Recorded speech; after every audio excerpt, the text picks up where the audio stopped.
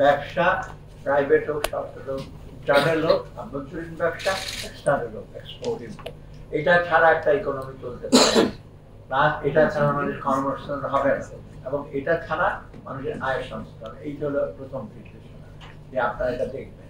এখানে private sector major role play করবে, but private free for all করা যাবে না, কারণ রুলস নেগোসিয়েট। সেকেন্ড আমাদের কনসার্ন মূল্যস্ফীতিটা, এখানে আপনার কমার্স মিনিস্টারের রোল আছে, এগ্রিকালচার মিনিস্টারের রোল আছে, কিছু জিনিস ইম্পোর্ট করতে হবে। আর এখানে বক্তব্য সংস্থান আগে তোমরা চেনো ওনাকে, ওনার চেহারা কোয়াইট ফ্যামিলি, ওনাকে বলা হয়েছে যে উনি তথ্য করবেন। বাকি যদি কমার্সের বাইরে যদি স্টেপ নিতে হয়, মজুত করা, তারপরে আটকে রাখা, এইগুলি কিন্তু আমি বলছি এটা আপনারা ইচ্ছে করেন, আমি যথাযথ যারা আছে তাদের সাথে কথা বলবো। এটা কিন্তু কোনো কারণে চাঁদাবাজি, একটিতে ব্যবসা বা এই করে এতে করে লোকের ভোগান্তি শিক্ষার জন্য না, সেটার সাথে মনে। তারপর আছে এক্সপোর্ট ডাইভার্সিফাই করবে, কোন কোন সেক্টরে বেশি এমফেসিস দিতে হবে। তবে এখানে আছে আমাদের গ্রাজুয়েশনটাকে বলে দেয়, ওটা যেন কত শর্ত আছে, তারপর WTO সে কতগুলো আছে, এগুলো ওটা দ্রুত সমাধান। মোট কথা ধরে পেন্ডিং আছে ইমিডিয়েট, সেটা আমরা সমাধান মূল্যস্ফীতি থেকে শুরু করে তোমার অন্য সংখ্যার বিষয়, এইগুলো আমরা।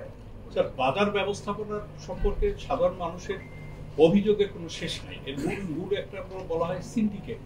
স্যার, এই বিষয়টি সম্পর্কে আপনি এর আগেও স্যার আপনার বিভিন্ন সময় আপনাকে আমরা জিজ্ঞেস করেছি, আপনি এই মন্ত্রণালয়ের দায়িত্বে, যদি এমন কোনো কিছু থেকে থাকে এই বিষয়টি আপনি অনুসন্ধান করবেন কিনা, করলে আপনার এই সোর্সকে আপনি কিভাবে কাজে লাগাবেন স্যার? ডেফিনেটলি আমার তো মনে হয় আপনি আপনি দেখবেন, কিন্তু তোমার দেখতে হচ্ছে যে আসলে কোন কোন জায়গায় একজন উনি বললেন যে চারবার, এটা আমরা জানি 4 বার একটা পণ্য কারণ বাজারে হাত বদল হয়, তাই না? আনলো ওর কাছে আরেকজন, এগুলো কিন্তু অনেকটা ইসের মতো, কি জানি বলে, আমরা যেটা বলি যে প্রিজাম্পটিভ মানি, টাকা দিতে আমরা, তুমি এত টাকা পাবে, তুমি এত টাকা বিক্রি করবো, এগুলো তো ক্যাশ হ্যান্ডেল হয় না, এগুলো আমরা এগুলো প্রিজাম্পটিভ আর কি, প্রিজাম্পটিভ যে তুমি এত টাকা দিচ্ছ, এত টাকা আলটিমেটলি টাকাটা আদায় করে। সো এইগুলি স্টপ করবো। বা এক ঘাটতে আছে চাঁদাবাজি হয়, একটা ট্রাক ঢুকতে নাকি 7,000 টাকা লাগে, ঢাকার মধ্যে আসলে কি জানে, আমাকে কেউ বলছিল, এইগুলি ডেফিনেটলি